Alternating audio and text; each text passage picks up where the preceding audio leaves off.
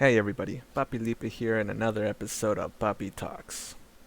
Alright, so right now, the big question people are asking, or what I see, I want to elaborate. I want to talk about this. It's the five languages of love. The five languages of love. Number one. Well, I mean, this is all a part. Like, you can love somebody, you just show them, you give them time, you can't live without them. It's been a while, you love the person no matter what. There's lots of relationships that just end. And they say, you know what, I still love this person. But, it just didn't work out. The things are reasons most of the times, not all the times, but most of the times the reasons are because you didn't love the person correctly. Now, I know that's going to upset many of you, but just hear me out. The ways that you believe that is you loving somebody correctly isn't always right. Many of us were very selfish in an aspect that we love somebody the way we want to be loved. And that's the error that we have, and we have to accept and we have to understand that it isn't right. All right? We're going to start with number one, words of affirmation. Now, words of affirmation is saying thank you. Hey, you did a good job doing this. Making the other person feel acknowledged for their effort, for what they did. And it could be anything small, like throwing out the trash, doing something that you asked them to do, or did something without you asking them to do. Have you heard, like, damn it, I've been in this relationship, I've done so much for this person, and it feels like to her I didn't do anything, or to him I didn't do anything. Why? Because they weren't acknowledged for what they have done. Now, some people may be like, oh, well, I mean, I don't have to tell him what he already knows. What if that person requires that? See, you're not being very thoughtful for them. So that's one way. Second way, acts of services. Now, this is the little things. Like, again, these first two are the little things. For example, actions speak louder than words.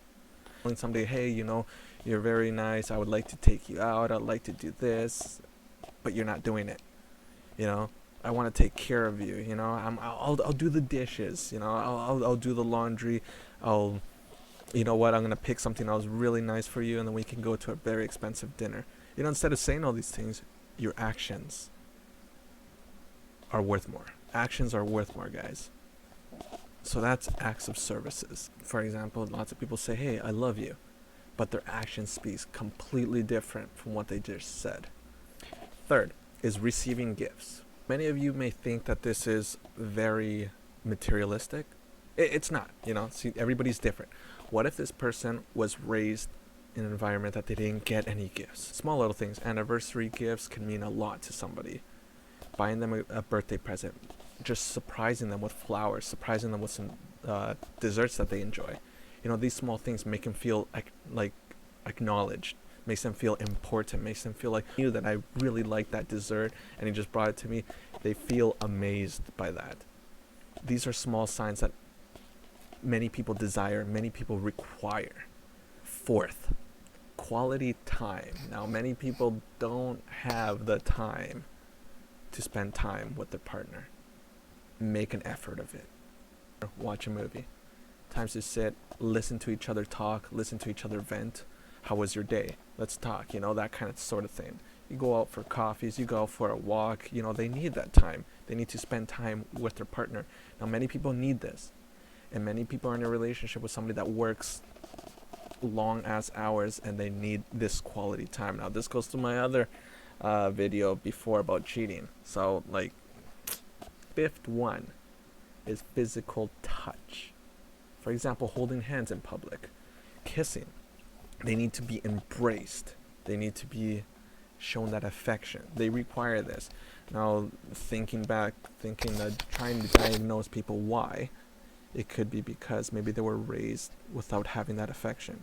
Maybe they were raised being spoiled, as in always caressed, always held and embraced, that they need this to feel loved. To love your partner correctly, you gotta see exactly what they need out of these five. For example, some people they need gifts to feel like they're important to somebody. And now thinking back on why people are very selfish is, let's say you require these gifts and you require quality time. Now your partner is more of a person that needs physical touch and acts of service, and you're giving them gifts. They're going to be like, okay, thanks, but they don't need this. They need that physical touch. They need to hold you. They need you to be very affectionate to them. Without loving somebody correctly, there could be always clashes, and that's why there's many relationships that break and people don't know why. These are the reasons you're not loving your partner correctly, the way they need to be loved, and or you're not being loved the way you need to be loved. So yeah, there's these 5 signs. Educate yourself. Every Tuesday I'm going to be uploading a video, so stay tuned. And yeah, this message has been puppy approved.